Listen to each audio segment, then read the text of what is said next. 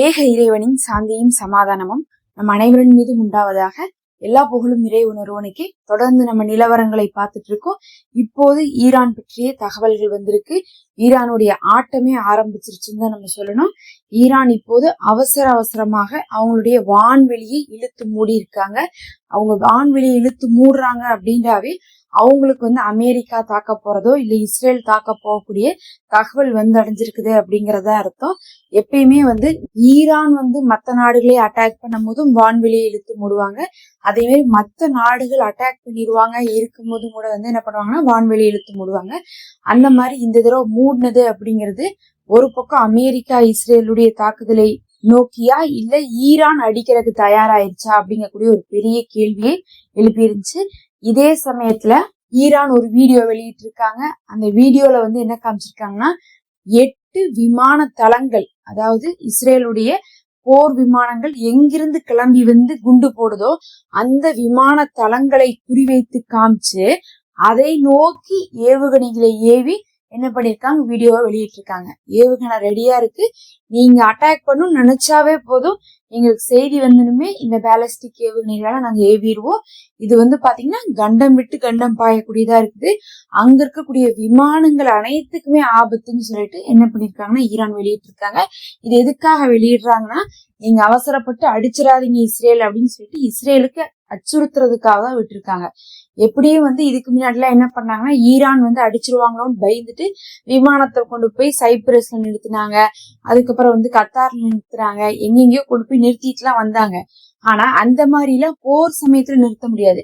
எப்பயாவது ஒரு தடவை அடிப்பாங்க அப்படின்னா, ஈரானை நம்ம அடிச்சிட்டோம், ஈரான் திருப்பி இந்த வாரத்துல எப்ப வேணா அடிப்பாங்க, இந்த மாசத்துல எப்ப வேணா அடிப்பாங்கன்னா கொண்டு போய் போர் விமானத்தை பக்கத்து நாட்டுல போய் வச்சுட்டு வரலாம். ஆனா போர் செய்ய போறாங்க அப்படிங்கும் போது விமானத்தை கொண்டு போய் எங்கேயும் வைக்க முடியாது.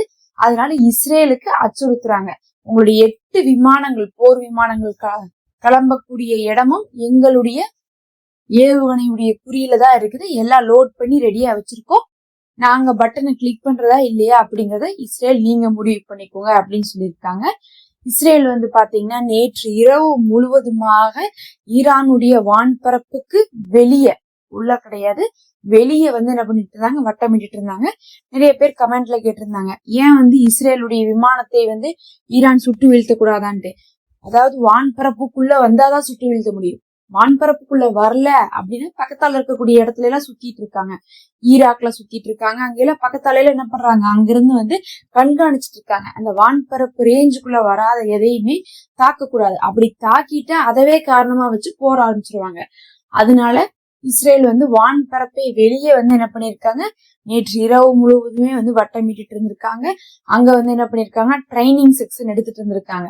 இந்த பயிற்சி எல்லாம் அவங்க மேற்கொண்டதை ஈரான் நோட் பண்ணிட்டு தான் இருக்கிறாங்க அதெல்லாமே. ஆனா அவங்க அடிக்கிற வரையும் இவங்க அடிக்க மாட்டாங்க.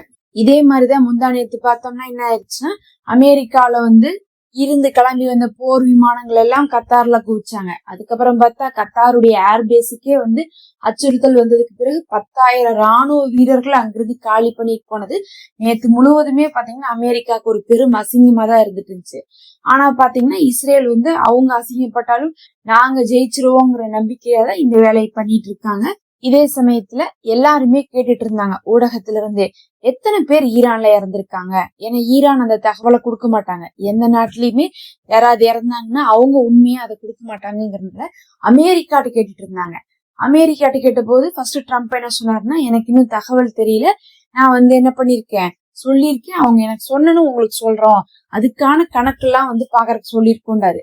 இப்ப பார்க்கும் போது சொல்றாங்க 20,000 பேர் இறந்திருப்பாங்க, 20,000 பேர்த்த சுட்டிருக்காங்க, அப்படி இல்லைன்னா தூக்குல போட்டிருக்காங்க ஈரான் அப்படின்னு சொல்லியிருக்காங்க. இது பெரும் ஒரு அதிர்ச்சி தகவலா தான் இருக்குது. அங்க இருக்கக்கூடிய ஈரானுடைய கவர்மெண்ட் பாத்தீங்கன்னா இத பத்தி எந்த ஒரு தகவலும் வெளியிடல. ஆனா அமெரிக்கா சொல்றாங்க, ஒருவேளை அமெரிக்கா மிகைப்படுத்தி தான் சொல்றதுக்கான வாய்ப்புகள் இருக்கு. ஆனாலும் ஈரான்ல ஆயிரக்கணக்கான பேர்த்த சுட்டிருக்காங்க, தூக்கு தண்டனை கொடுத்திருக்காங்க, கைது பண்ணிருக்காங்க அப்படிங்கிறது வேணா உண்மையாகத்தான் இருக்குது. ஆனா 20,000 இருக்குமா அப்படிங்கிறது ட்ரம்புடைய பேச்சுல நம்பிக்கை இல்லாம இருக்கு. அடுத்து இன்னைக்கு பாத்தீங்கன்னா பக்லவி அவர்கள் அவங்க வந்து இந்த சாவுடைய கடைசி மன்னராக இருக்கக்கூடிய அந்த ஆள் இன்னைக்கு ஒரு 4.5 நிமிஷத்துக்கு ஒரு வீடியோ விட்டுருக்காரு. அந்த வீடியோ முழுவதுமே வந்து பாத்தீங்கன்னா அவர் என்ன சொல்றாருன்னா, நம்ம நாட்டுல இப்போ ஒரு புரட்சி நடக்குது, இந்த இடத்துல ஆட்சி மாற்றம் வேணும், உங்களுக்கு நான் சுதந்திரம்னா என்னன்னு காட்டுறேன், கோமேனியுடைய ஆட்சியில நீங்க அடிமையா இருக்கிறீங்க, இந்த சுதந்திரத்தையும் நான் கொடுக்குறேன், சுதந்திரம் மட்டும் கிடையாது, உங்களுக்கு வர்த்தக ரீதியான விஷயங்கள் எல்லாம் வெளிப்படையா காட்டுறேன். உங்களுக்கு ஈரான் ஏதாவது இதுவரை காமிச்சிருக்காங்களா கொமேனினா? இல்ல. கொமேனியுடைய ஆட்சியில கிடையாது, இல்ல. நான் உங்களுக்கு எல்லாத்தையும் வெளிப்படையா காட்டுறேன். இனிமேல் ஈரானுடைய இந்த வர்த்தகத்தை இன்னும் வந்து பாத்தீங்கன்னா பொருளாதாரத்தை நான் உயர்த்தி கொடுக்குறேன். அது மட்டும் இல்லாம இங்க இருக்கக்கூடிய தொழில் செய்யக்கூடியவங்க யாரெல்லாம் பணம் வச்சிருக்கீங்களோ நீங்க என்ன வேணா தொழில் செஞ்சுக்கலாம். ஆனா இப்ப பார்த்தா கொமேனி என்ன பண்ணிட்டு இருக்காரு, ரெஸ்ட்ரிக்ட் பண்ணிட்டு இருக்காரு. அவங்க அலோவ் பண்ணக்கூடிய விஷயத்தான் நீங்க செய்யற மாதிரி இருக்கு. ஆனா அப்புறம் பாத்தீங்கன்னா உங்களுக்கு சாதகமா தான் எங்களுடைய ஆட்சி நடக்கும் அப்படின்னு இருக்காங்க. இது வந்து பாத்தீங்கன்னா பொதுவாவே எல்லா நாட்டிலயும் சில நாடுகள்ல இந்த மாதிரி வேலை பண்றாங்க. கவர்மெண்ட் என்ன பண்ணுவாங்கன்னா பிசினஸ்காரங்களுக்கு எல்லாத்தையும் தூக்கி கொடுத்துருவாங்க. அவங்க என்ன பண்ணுவாங்க, பிசினஸ் பண்ணிட்டு லாபம் சம்பாதிச்சுட்டு போவாங்க. அவங்க கொடுக்கக்கூடிய கமிஷனை வாங்கிட்டு இவங்க என்ன பண்ணுவாங்க, கட்சி நடத்திட்டு உட்காந்துருப்பாங்க. இவங்களுக்குள்ள ஒரு டீலிங்ல போயிட்டு இருக்கோம். அந்த மாதிரி பக்லவி என்ன சொல்றாருன்னா, உங்களுக்கு சாதகமா நான் ஈரானை மாத்துறேன் அப்படின்னு சொல்லிட்டு பிசினஸ் மேன் எல்லாம் வந்து தன் பக்கம் வந்து இழுக்க பாக்குறாரு. இதெல்லாம் வந்து பாத்தீங்கன்னா அமெரிக்காவுக்கு தான் சாதகமான ஒரு விஷயம், ஈரான் மக்களுக்கு சாதகமான விஷயம் கிடையாது. இருந்தாலும் சொல்லும் போது அது ஈரான் மக்களுக்கே பயன் தரக்கூடிய ஒரு விஷயமாட்ட வந்து அவர் என்ன பண்றாரு, அதை சித்தரிக்கிறாரு. இப்படி எல்லாம் ஆட்சி நடந்தா என்ன ஆகும்னா, வெஸ்ட் பேங்க் மாதிரிதான் அமெரிக்கா மறைமுகமா ரூல் பண்ணிட்டு இருக்கோம். இவங்க பேருக்கு மட்டும் ஆட்சியில அமர்ந்திருப்பாங்க. இது இல்லாம இன்னைக்கு இன்னும் ஒரு முக்கியமான தகவல்னா, இன்சைட் அப்படின்னு சொல்லக்கூடிய இந்த எண்ணெய் வர்த்தகத்தை இதெல்லாம் வந்து கண்காணிக்கக்கூடிய அந்த நிறுவனம் அவங்க என்ன சொல்லியிருக்காங்கன்னா, எங்களுடைய யூகிப்பு சரியாக இருக்குமானால் இன்னும் 3 மணி நேரத்தில் இந்த போர் வர்றதுக்கான வாய்ப்பு இருக்கு. ஏன்னா அமெரிக்காவும் இஸ்ரேலும் எப்போதும் போர் செய்யறதுக்கு முன்னாடி என்னென்ன தந்திரங்களை வந்து பயன்படுத்துவாங்களோ, என்னென்ன வார்த்தை ஜாலங்களை வந்து பயன்படுத்துவாங்களோ அதையெல்லாம் பயன்படுத்த ஆரம்பிச்சிட்டாங்க.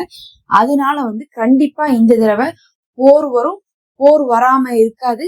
இது கண்டிப்பா வந்து கச்சா எண்ணெயுடைய விலையை வந்து பாதிக்க போகுது.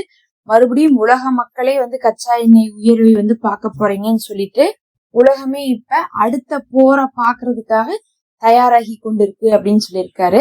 அதை நம்ம பொறுத்திருந்துதான் பார்க்கணும். ஏன்னா அவங்க வந்து எண்ணெய் வர்த்தகத்துல வந்து இருக்கக்கூடிய ஒரு முக்கியமான குழு. அவங்களுக்கு தெரியும் இந்த மாதிரி வந்து ட்ரம்ப் என்னைக்காவதான் வந்து இப்படி எல்லாம் என்ன பண்ணிட்டு இருக்காரு, மத்திய கிழக்க வந்து புடிச்சிட்டு இருக்காரு. அப்படிங்கும் போது இந்த தடவை போர் வராம இருக்கிறதுக்கு சான்ஸ் இல்ல அப்படின்னு சொல்றாங்க.